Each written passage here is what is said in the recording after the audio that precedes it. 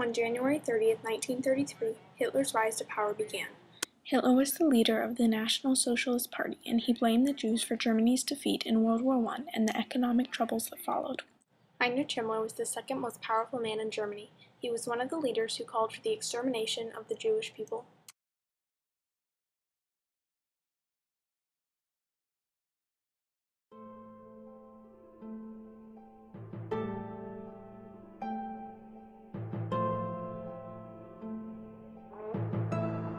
Gezögert haben, die befohlene Pflicht zu tun und Kameraden, die sich verfehlt hatten, an die Wand zu stellen. Es gehört zu diesem Programmrecht auch Zeichen der Judendausrottung, Papier, Kleinigkeit. Das muss man sehen.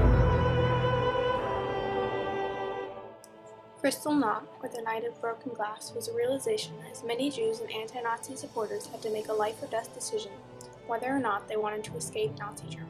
Had decided that he was going to have to move his family to another country because of the extreme persecution that we were undergoing.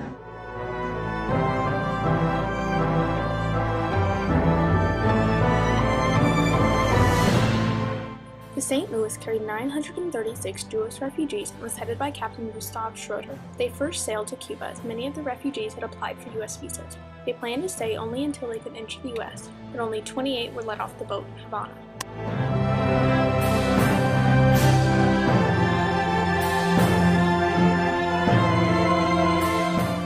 After the Cuban president had signed a decree ordering the St. Louis to leave Cuban waters, attorney Lawrence Berenson met with President Brew, where he was told that each passenger would have to pay $500 each to disembark the vessel.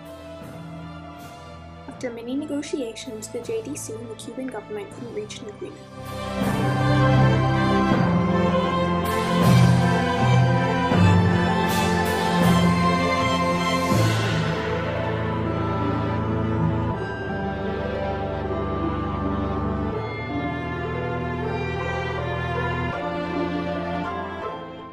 The United States' reluctancy to allow the refugees into the country could have been caused by the 1924 immigration quotas, which limited the number of immigrants per country.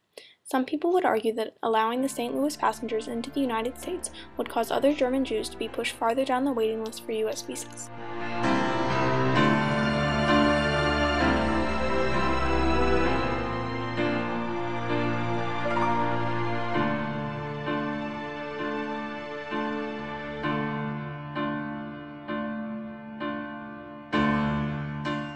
When most of the passengers aboard the SS St. Louis arrived back in Europe, Hitler and the propaganda ministry wanted to exploit the unwillingness of foreign nations to accept Jews.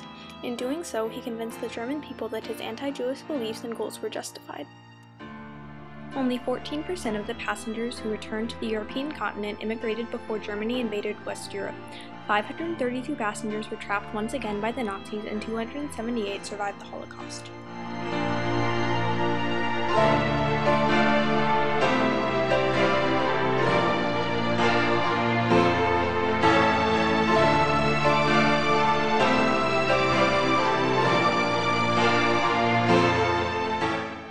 FDR had turned his back on the refugees because the U.S. was legally unable to accept the passengers.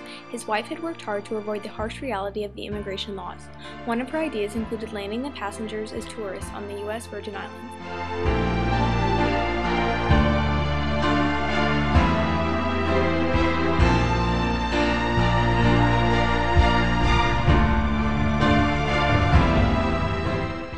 When the government turned its back on refugees, private organizations like the ERC helped relocate Jews and other refugees to safe locations. Eleanor provided help to organizations like the ERC and linked them to Washington. She also played a major role in the effort to secure visas for hundreds of refugees. Eleanor wasn't the only American trying to help the needy refugees. Varian Fry, an American writer, traveled to France on the ERC's behalf.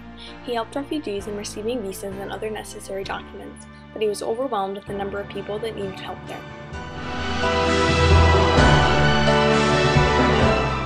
The Germans invaded France, and Marseille was packed with refugees, and they were looking for ways to get out. Now, the American Rescue Committee, which was founded in the United States, sent a gentleman by the name of Varian Fry over there to Marseille. A lot of people showing up at the Hotel Splendide, hoping that he could help them.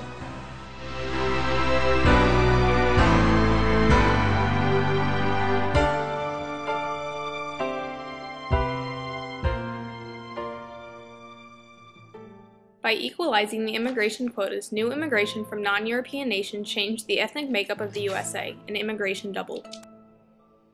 A Boston Globe article stated Barack Obama's 2008 presidential win could have been due to the reduction of the percentage of whites in the American electorate, associating this demographic change with the Immigration and National Act of 1965.